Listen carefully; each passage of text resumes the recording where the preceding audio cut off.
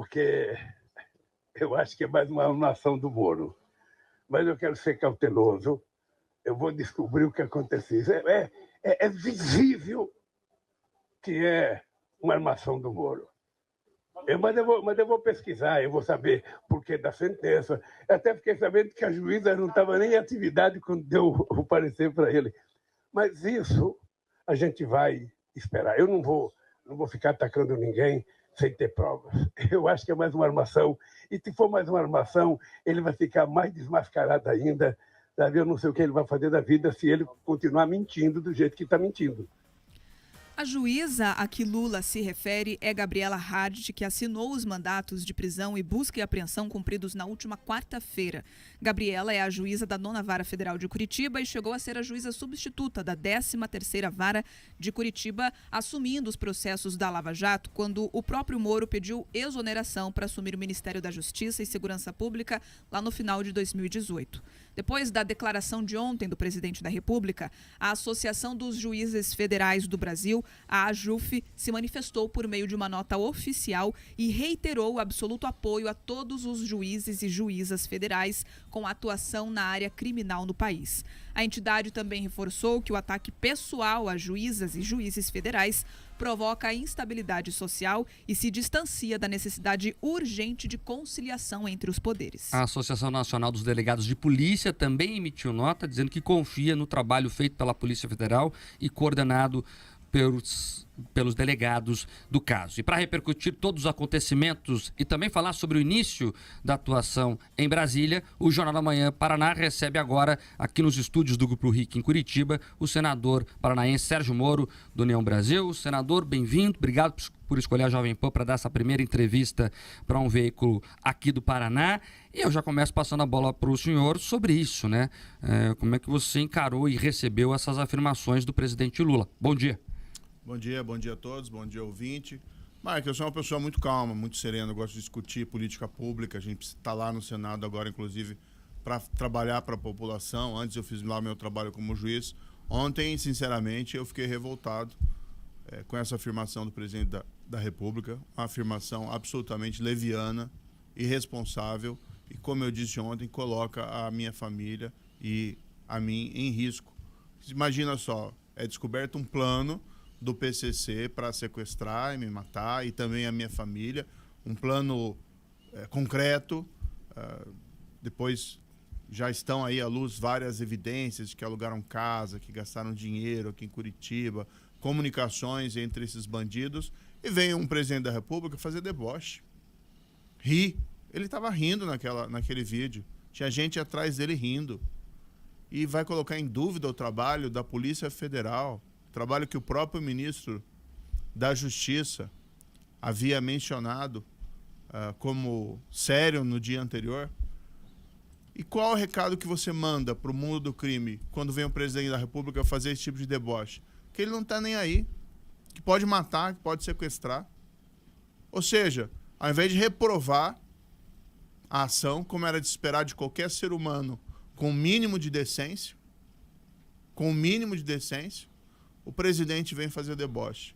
Então, por isso, ontem, eu tive que perguntar a ele publicamente, reitero a pergunta que fiz, se o senhor presidente da República tem um mínimo de decência.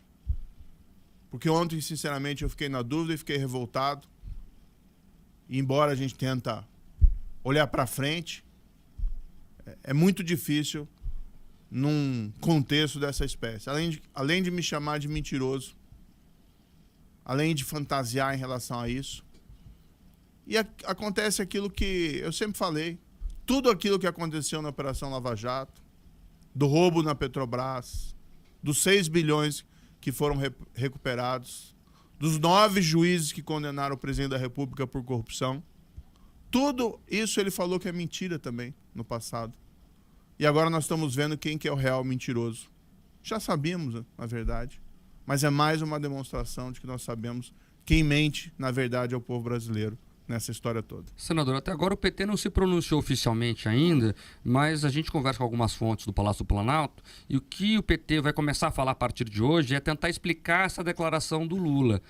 O que eles vão dizer, o que está se construindo, pelo menos, como resposta? É que o Lula se referiu nessa fala dele apenas ao lapso de tempo entre a declaração dele, que ele falou que queria ferrar o senhor, para não dizer aqui a palavra que ele usou, e a operação já no dia seguinte. Ele acha que a armação, pelo menos é o que eles vão explicar, que a armação teria sido uma suposta aceleração, né, por parte da deflagração da operação, logo depois que ele cometeu lá o deslize, digamos assim, de dizer aquilo na entrevista ao portal Brasil 247. O deslize eu não concordo, Marco. Foi uma agressão. Foi um ato indecente do presidente da República. Ontem, claro que você, como jornalista, tem que ter uma postura mais assim, não vou dizer equilibrada, mas não dá para a gente ofender o presidente da República aí como jornalista, mas ontem foi uma fala indecente. A gente tem que colocar os nomes aqui aos bois. Vi até a imprensa unanimemente condenando as falas do presidente, mas ainda parte da imprensa dourando um pouquinho a pílula. Lula acusa Moro sem provas. Não é que acusou sem provas, não. Lula mentiu. É isso. Temos que dizer aqui, meus bois, Lula foi leviano. Não podemos, nesse assunto, pela seriedade e gravidade, e aqui a gente tem, não é só a minha, se fosse só eu, aí é uma coisa, mas envolve minha família. E envolve um plano do PCC para matar e sequestrar minha família. Senador, mas sobre isso que eles estão querendo, pelo menos agora, explicar, o senhor atuou para acelerar a deflagração dessa operação? Certamente não tenho nada a ver com isso, não tratei com juiz nenhum. O que acontece, e aqui eles estão querendo novamente reescrever a realidade, tá? Mas o que a gente tem que ter presente, que uma operação dessa da Polícia Federal, quem conhece as estruturas, ela não é feita do dia para a noite. Então não foi que a juíza proferiu uma decisão e no dia seguinte vai lá os policiais e cumprem a decisão. Já havia uma logística planejada para fazer essa operação no dia 22 e havia uma expectativa da polícia, que é razoável na gravidade do contexto, que o juiz deferiria os pedidos feitos pela polícia. Eu nem sei quando que é o requerimento da polícia, é só ver quando que é o requerimento da polícia. A partir do momento que eles fazem o requerimento, num caso dessa gravidade, eles já planejam a data. Então é outra versão do PT, fantasiosa. O que eles deviam fazer, na verdade, como deviam ter feito na Operação Lava Jato, é pedir desculpa ao povo brasileiro. Nós mentimos, nós erramos, e aqui nesse caso de ontem nós fomos levianos. E também é importante, Mark, é olhar o contexto. Por exemplo, o PT, em 2018, ele apoiou uma ação no Supremo Tribunal Federal, a DPF 518, para derrubar a proibição de visitas íntimas a lideranças do crime organizado. Desculpe, 2019. Nós isolamos as lideranças do PCC em presídios federais, nós proibimos a comunicação com o mundo externo que não fosse monitorada. E essa foi uma medida importante, porque naquele momento nós impedimos um salve geral no país, porque senão ia ter retaliação e a população civil poderia ser atacada, como está sendo atacada agora no Rio Grande do Norte. Em 2019, o PT foi apoiar uma ação proposta no Supremo Tribunal Federal para tentar derrubar e permitir que as lideranças criminosas continuassem a ter visitas íntimas, que ali seria um caminho, muitas vezes, para transmitir ordens lá fora. Só não aconteceu o desastre, porque nesse caso, o Supremo Tribunal Federal bloqueou a ação, extinguiu a ação e não deu a medida pretendida pelo PT e pelas pessoas que estavam ali associadas naquela ação. Então, tem muita explicação que tem que ser dada. Só para trazer a informação que o senador falou agora, o pedido de prisão da Polícia Federal, que a gente chama no mundo jurídico de representação, é do dia 13 de março de 2023, essa é a data, então, bem anterior a tudo o que aconteceu. Bia. Sérgio Moro, senador pelo Paraná, do União Brasil, comentando os últimos fatos nessa entrevista, que é a primeira para um veículo de comunicação aqui do Paraná, Jovem Pan Grupo RIC. Senador, a gente já viu em alguns outros momentos, agora comentando, né, o que pode ter motivado de fato esse ataque do crime organizado contra o senhor e também contra outras autoridades, a gente já viu em outros momentos falas do próprio crime organizado envolvendo o cenário político e também, de certa forma, como uma retaliação a projetos que foram apresentados, a sua atuação como ex-juiz. O senhor observa que essa tentativa de crime, esse crime que estava de fato em curso, ele tem um cunho político ou um cunho de tentar ali reprimir projetos que estavam sendo levados? Um cunho político partidário ou um cunho nesse outro aspecto de tentar reprimir projetos que fossem apresentados contra o crime organizado? Bia, eu nunca vi uma organização criminosa dessa natureza ter um plano para matar um senador e a família dele. Claro que também ali o promotor, que também tem toda a minha solidariedade, o Lincoln Gaquia, que faz um trabalho excepcional aí no combate à criminalidade, mas um senador da República eu nunca vi. A minha grande preocupação, e isso eu tenho colocado, é que no governo anterior, que cometeu lá os seus erros em algumas áreas, mas no governo anterior, o crime organizado se encontrava numa defensiva. Muito por conta do trabalho que nós fizemos ali no início como ministro da Justiça. Nós transferimos e isolamos as lideranças criminosas de um país de um volume que nunca havia sido feito. Nós aprovamos uma lei que ampliava o confisco do patrimônio criminal desses indivíduos. Nós cortamos as comunicações do crime organizado, isolado em presídios federais, com o mundo externo. E agora nós estamos vendo essa retaliação, esse plano que é assustador pela dimensão dele. Isso nunca tinha acontecido, uma organização criminosa querer fazer um assassinato político. Aqui eu não estou falando político partidário, um assassinato político. Do outro lado, nós estamos vendo esses acontecimentos no Rio Grande do Norte, no qual a organização criminosa sai às ruas para exatamente assustar e aterrorizar a população, praticando atentados de característica terrorista. Aqui sim, verdadeiro terrorismo. Bem, a última vez que isso aconteceu tinha sido em janeiro de 2019. Então houve um recrudescimento agora da atuação do crime organizado que nos preocupa. Esse é um novo começo, uma nova realidade? Ou isso foi somente atos isolados? Se foram atos isolados, ótimos. Se é uma escalada, é péssimo. E aí não tem nada a ver da gente tratar esse tema na perspectiva político-partidária. A grande questão é o que nós vamos fazer a respeito. O que nós temos que fazer é, sim, avançar em medidas para fortalecer o Estado e a sociedade contra o crime organizado. Porque o Brasil é maior do que o crime organizado. A sociedade é mais forte que o crime organizado. Mas se a gente não se mobilizar, se a gente não fizer o necessário, a gente perde essa luta. E aí não ajuda o presidente da República dando essas declarações levianas de terça-feira e dando essas declarações levianas de ontem de maneira gratuita, e não ajuda, Marcos, espero que isso não aconteça, se o PT queira construir essa narrativa irresponsável.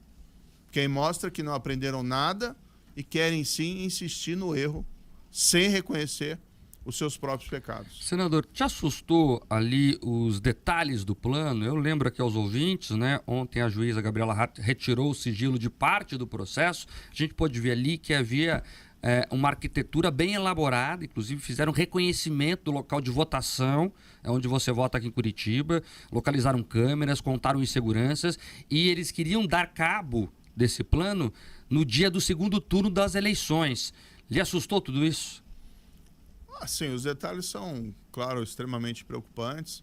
Isso também, embora eu tenha alguma experiência, vamos dizer assim, nesse tipo de situação difícil, porque como juiz, fui 22 anos juiz, eu tive que usar a segurança da polícia em alguns períodos. Lembro aqui, em particular, em Curitiba, quando nós decretamos a prisão do Fernandinho Beiramar e da sua quadrilha.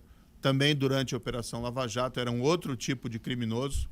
Eu até falei essa semana, e repito, muitas vezes, quando você combate aí o crime de corrupção, as pessoas tentam te matar com mentiras, e quando você combate o crime organizado, elas tentam te matar de verdade.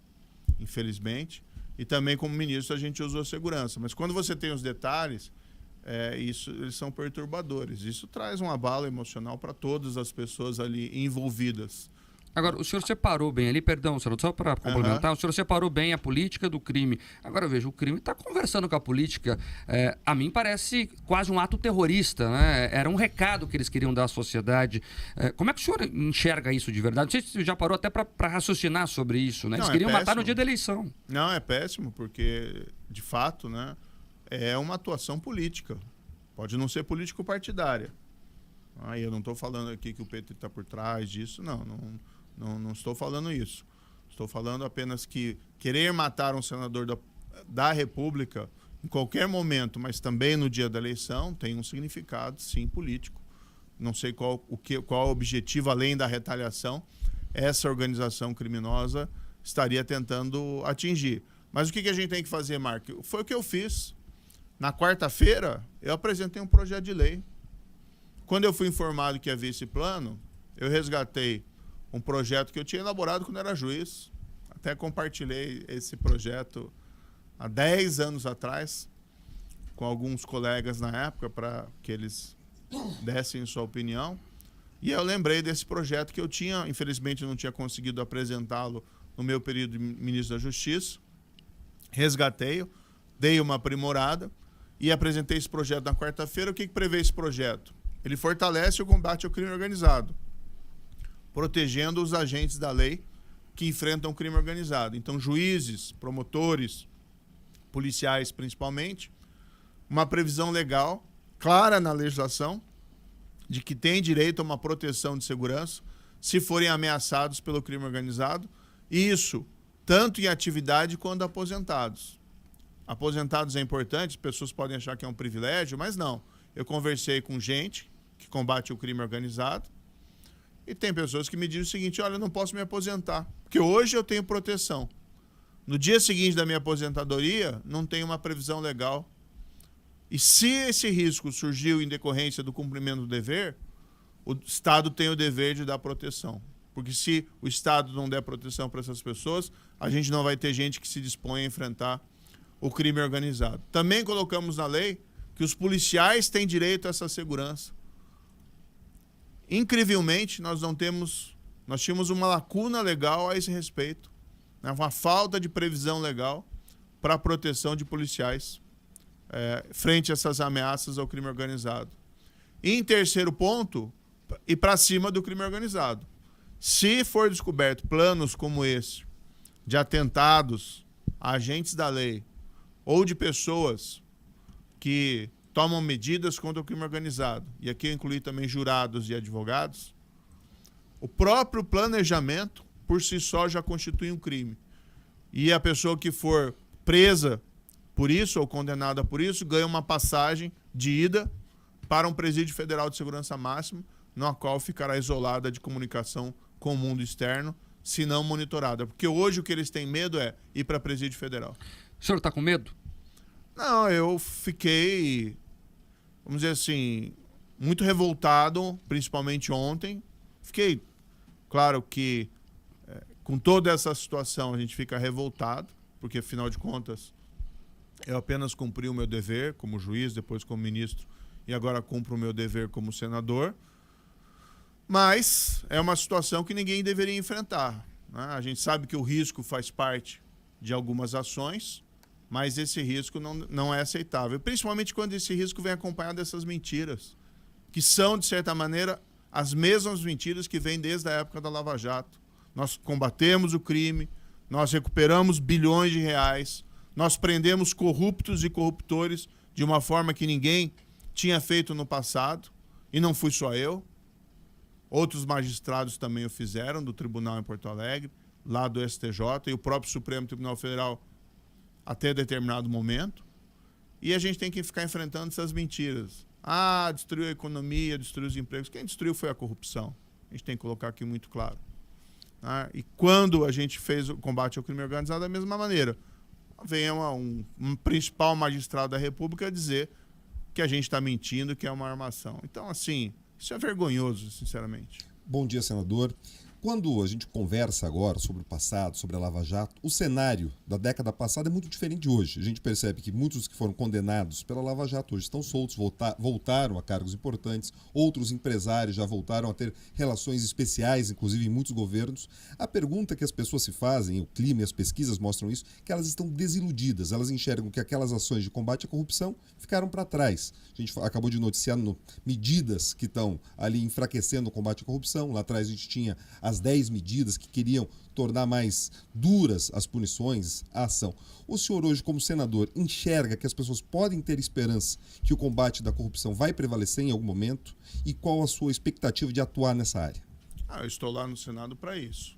Inclusive, esse projeto de lei sobre o qual os senhores e a senhora falava anteriormente, eu vou me opor a esse projeto no Senado. Esse projeto é um projeto de ocasião. Esse que é o mais grave do aspecto do projeto. Porque, na verdade, o que a gente tem presente? Há uma possibilidade do presidente da República indicar o Cristiano Zanin, seu advogado pessoal e particular, para uma vaga no Supremo Tribunal Federal. Eu, particularmente, acho reprovável, porque a gente precisa de um Supremo Tribunal Federal independente. Não é nada contra o Cristiano Zanin, mas o fato é que nós precisamos de um tribunal independente, e o fato de ser indicado alguém amigo particular do presidente da República não ajuda nessa independência. Mas o fato é que Cristiano Zanin atuou como advogado na Operação Lava Jato, inclusive em favor do presidente. Logo, ele indo ao Supremo Tribunal Federal, ele não pode julgar casos da Operação Lava Jato, ele tem que se dar por impedido. E, em princípio, ele iria para a segunda turma do Supremo Tribunal Federal, onde hoje nós temos uma situação dividida. 2 ministros que têm uma linha mais dura e querem condenar, acusados por corrupção. 2 outros ministros, em caso da Lava Jato, têm uma tendência um pouco mais pró-acusado. E a tendência deles é absolver. Então, para que a nomeação de Zanin não fique prejudicada, porque se ele for lá, ele teria que se dar por impedido e não resolveria esse impasse, surgiu uma lei de ocasião. Porque essa lei, nesse momento, exatamente agora. Eu estou lá no Congresso, Mark, e o que a gente vê, o governo está paralisado. O governo não sabe para onde ir. Ficaram falando na tal da âncora fiscal, que ia apresentar. E cadê a âncora fiscal? Eu já começo a chamar que isso é âncora fantasma. Não é? E o que a gente está vendo? O país está sofrendo, os juros estão lá em cima. Ninguém gosta de juros altos. Mas por que os juros estão em cima? Porque o governo não tem rumo e há um descontrole fiscal. O governo começou com os 200 bilhões de rombo e os juros eram para cair já esse ano, essa era a previsão. Mas quando ele começa e não tem nenhum projeto, gera insegurança, instabilidade. E o país está sofrendo, porque aí o país não vai crescer, não vai ter emprego e não vai ter renda. E lá no Congresso não tem projeto do governo para a gente votar. Então, o que a gente está fazendo? Eu estou construindo minhas pautas. Eu não me importo se o governo não tem projeto, até porque os projetos desse governo, a gente está vendo que são ruins. Mas, de repente, tiram da cartola um projeto, agora não temos que ter urgência. E foi aprovado com urgência na Câmara dos Deputados. Qual é o motivo? A Câmara, com todo respeito, está querendo abrir caminho para a nomeação de Cristiano Zanin. Então, nós vamos sacrificar a efetividade do combate à lei para poder viabilizar a nomeação do amigo pessoal do presidente da República ao Senado Federal? Eu vou me opor a essa lei. Não sei de fato se ela será aprovada ou não. Vou lutar para que isso não aconteça. Mas é um absurdo que nós tenhamos uma lei de ocasião que prejudica todo o combate ao crime apenas para viabilizar a nomeação do amigo pessoal do presidente para o Supremo Tribunal Federal. Senador, já que o senhor falou do Supremo Tribunal Federal, queria fazer 2 perguntas mais rápidas. Primeiro, como é que vai ser a sua postura diante da sabatina do indicado de Lula? Eu lembro que o presidente indica, mas o Senado é que conduz. Como é que o senhor vai se portar nessa sabatina e nessa avaliação da indicação do presidente? E se o senhor sentiu a falta de posicionamento dos ministros do STF em relação ao seu caso, em relação a essa questão aí do plano do PCC? A sabatina, eu não tenho nenhum problema pessoal também em relação ao Zanin. Foi advogado, fez o trabalho dele lá na Operação Lava Jato. O meu grande a minha grande ponderação, e aí seria com qualquer outra pessoa nas mesmas circunstâncias, é a relação de amizade, um advogado particular do presidente da República, certo? A sabatina tem que ser rigorosa, Marco, quem quer que seja. Então, nós vamos chegar preparados à sabatina. Se for confirmada a nomeação do Zanin ou for nomeada qualquer outra pessoa, nós chegaremos com rigor para fazer o que a população nos espera. Aquilo lá não é para ser um clube de amigos, também não é para ser um clube de inimigos, mas nós precisamos fazer, sim, uma inquirição profunda sobre o histórico do advogado, se for ele nomeado, ou de qualquer outra pessoa que seja nomeada. Isso sobre o STF não ter se O pronunciado até STF, agora? ontem eu estive com alguns ministros, estive num evento público até com alguns ministros. Eu continuo dando aulas, né? Não abandonei a carreira de professor. Estive num evento público com alguns dos ministros que manifestaram ali a solidariedade. Então, talvez pudessem o Supremo, como instituição, ter algumas declarações mais expressas em relação a esse tema, já que ele é muito grave, mas eu tive a solidariedade de vários ministros do Supremo Tribunal Federal no que se refere a esse assunto. Senador, o senhor já falou bastante aqui sobre a sua atuação nesse primeiro mês e meio de mandato na prática. Agora, muita gente faz a avaliação que o senhor está isolado dentro do próprio partido, que não consegue conversar com outros segmentos. O que é verdade, o que é mentira disso? Como é que o senhor está se articulando nessa nova fase da sua vida, né? A primeira vez que você tem um mandato. Mark, eu deixei desde o início muito claro que eu sou oposição a esse governo. Como oposição de um governo que começa, você é minoria, junto com os seus pares. Mais longe de estar isolado. Tanto assim que uma das minhas primeiras medidas foi requerer o desarquivamento do projeto de lei que prevê a prisão em segunda instância. Prisão em segunda instância é fundamental para nós destruirmos a impunidade, que é um dos fatores aí que gera insegurança pública e faz com que, muitas vezes, pessoas que cometeram crimes não enfrentem a efetividade da justiça. Havia sido aprovado pela CCJ do Senado em 2019, na época que eu era ministro da Justiça. Inclusive, trabalhei e contribuí para que isso acontecesse, mas não foi votado no plenário e acabou sendo arquivado. Eu podia apresentar um projeto novo com meu nome, com meu carimbo, mas por que eu não vou aproveitar um projeto que já foi, pelo menos na CCJ, aprovado? Então, eu apresentei um requerimento. Na época, até a parte de algumas pessoas fizeram pouco caso. Nessa história, o Moro está isolado. Em uma semana, nós tínhamos 27 assinaturas. Só não colocamos mais assinaturas, porque 27 era o mínimo necessário para o desarquivamento. Nós vamos pegar esse projeto e vamos trabalhar para aprová-lo. Se levar um mês, se levar um ano, se levar 7 anos o meu mandato como senador, não tem problema. É daquele tipo de projeto que a luta vale a pena, tá? Sob qualquer aspecto. E é um projeto muito importante para o país. Então, assim, claro que, num momento, você faz parte de uma minoria, mas vai ser uma minoria que vai atuar com confiança crescente. Até porque, como a gente está vendo, o governo não tem rumo. Então, ele vai se enfraquecer nesse período, infelizmente, porque eu gostaria que o governo desse certo para o bem do Brasil, mas, infelizmente, o que a gente está vendo é que o governo não tem para onde ir, ou pelo menos não sabe para onde ir. Senador Sérgio Moro, do União Brasil, senador aqui pelo Paraná. Infelizmente o tempo é curtinho, senador, mas temos que falar do nosso quintal aqui também, estamos no Paraná. O grande assunto que já está quente nos bastidores são as eleições municipais do ano que vem. O lavajatismo hoje, como é chamado nos bastidores da política, é uma força importante no Estado. O pessoal até fala que são 3 forças, né? As esquerdas, né, que estão reunidas, inclusive agora em uma ideia de coligação, a força do governador Ratinho Júnior, né, que se reelegeu muito bem, e o lavajatismo. Como é que vocês pensam em trabalhar nas próximas eleições? Tem essa união verdadeira entre o senhor e o deputado Deltan Dallagnol? Vocês vão desenhar candidaturas próprias? Como é que vocês estão pensando tudo isso? Isso é engraçado, né? Porque eu nunca fui um amigo pessoal do Deltan Dallagnol.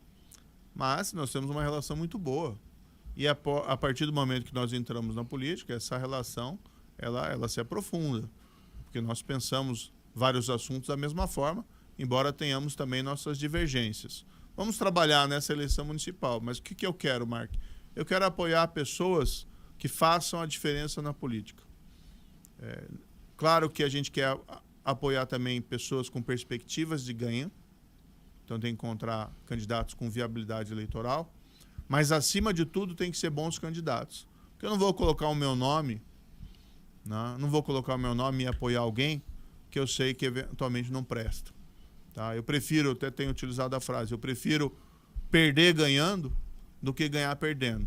E eu perderia se eu apoiasse um candidato que ganhasse e depois se mostrasse algo diferente daquilo que a gente acredita e dos motivos pelos quais eu fui eleito. Então, nós estamos trabalhando, pensando aqui a eleição municipal, em construir boas candidaturas que nós possamos nos orgulhar nas principais cidades paranaenses e tantas quanto forem possíveis. E seguir essa linha. Uma dessas candidaturas boas que o senhor diz, na sua opinião, seria Deltan Dallagnol em Curitiba? Olha, essa é uma decisão que cabe a ele, né? Então nós temos que fazer essas perguntas a ele. Eu acho que ele é um excepcional agente, uma excepcional figura pública, fez um trabalho na magistratura do Ministério Público excepcional, né? Comandou ali o Ministério Público na época da Operação Lava Jato, tem se destacado no Congresso Nacional. Mesma maneira, está na minoria, mas ele está na minoria que faz um papel importante para a sociedade. Não troca de lado porque cargo, porque verba oferecida. Então mostrou aí todo o seu valor. Mas essa é uma decisão dele, né? E é uma pergunta que eu pediria que você dirigisse oportunamente a ele.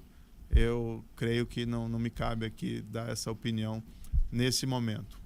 E dentro das candidaturas do União Brasil, seria natural, o senhor falou que vai apoiar candidatos que o senhor respeita, que acredita que são bons candidatos, mas o processo da escolha das candidaturas do União Brasil, a seleção disso, o senhor terá um papel ativo ou vai ficar a cargo ali dos dirigentes partidários e o senhor depois é que vai tentar identificar quais valem a pena ou não? O senhor vai liderar esse processo ou vai, de certa forma, ser conduzido? Nenhum nem outro. Tem uma dinâmica, né? Uma interação entre minha pessoa e os dirigentes do partido. Aqui nós temos lá o Felipe Francischini, que é o presidente do União Brasil do Estado do Paraná. Temos também um corpo aí de deputados federais, estaduais e filiados.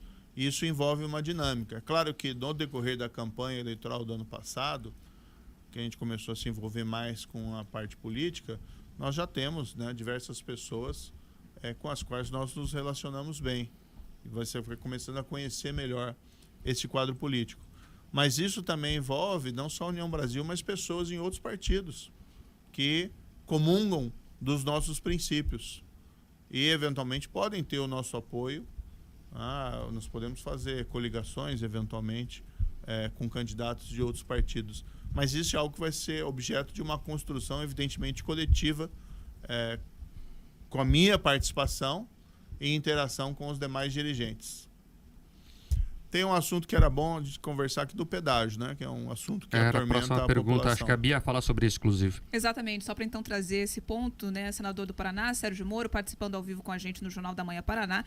São muitas as questões envolvendo pedágio também que estão chegando aqui através da nossa live, no nosso canal do YouTube, o Jovem Pan Grupo RIC. Então, além de pedágio, para a gente também fazer essa construção e continuar falando sobre o nosso quintal, senador, vemos os questionamentos sobre a nova concessão para o Paraná e também a relação com o restante da bancada paranaense, os senadores Oriovisto e também Flávio Arnes.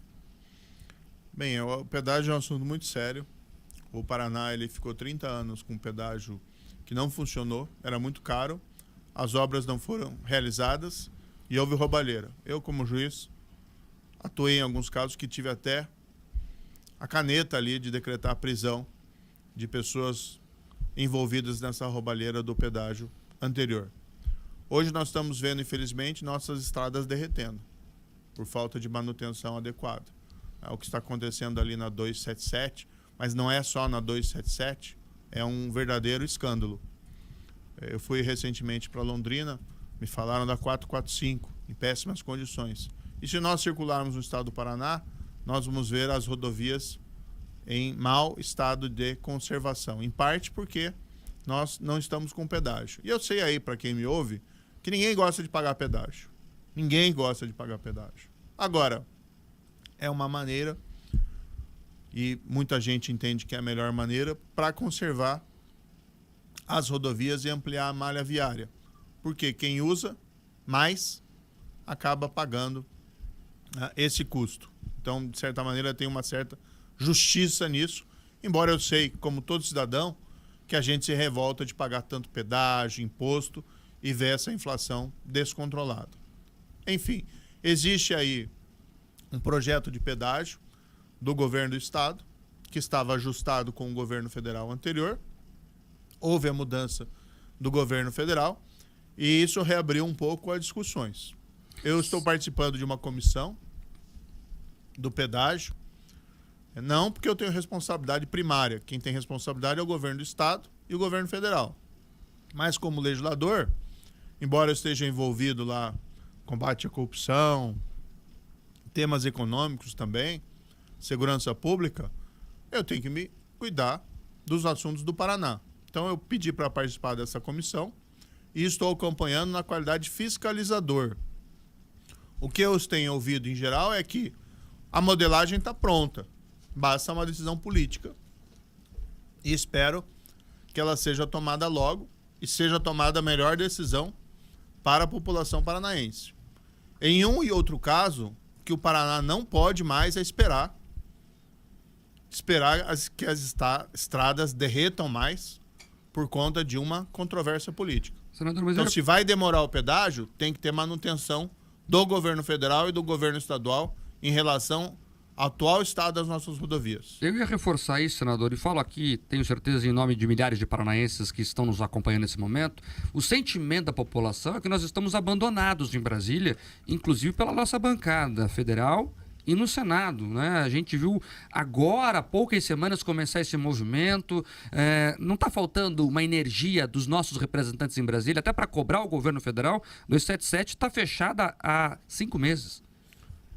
Bem, com problemas, não está fechado, sim, né? Sim. Eu tenho cobrado lá e me espanta muitas vezes ouvir frases de que não existe urgência.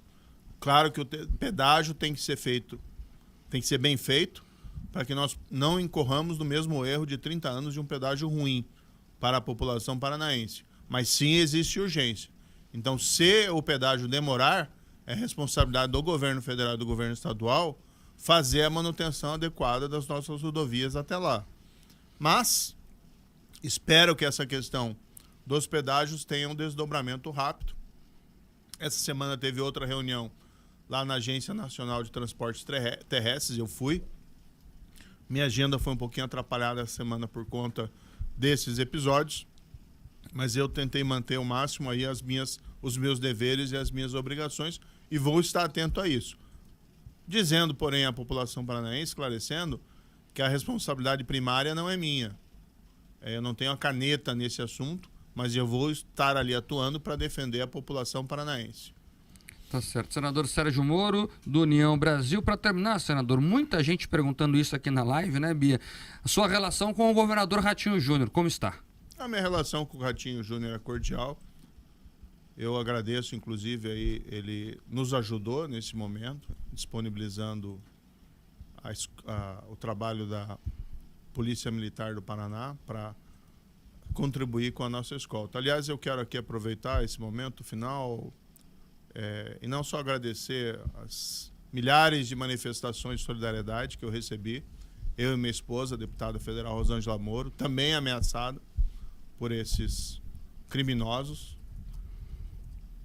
Eu quero agradecer essas manifestações de solidariedade que nos enchem de esperança, mas quero também fazer um agradecimento especial à Polícia Federal, que fez essa investigação.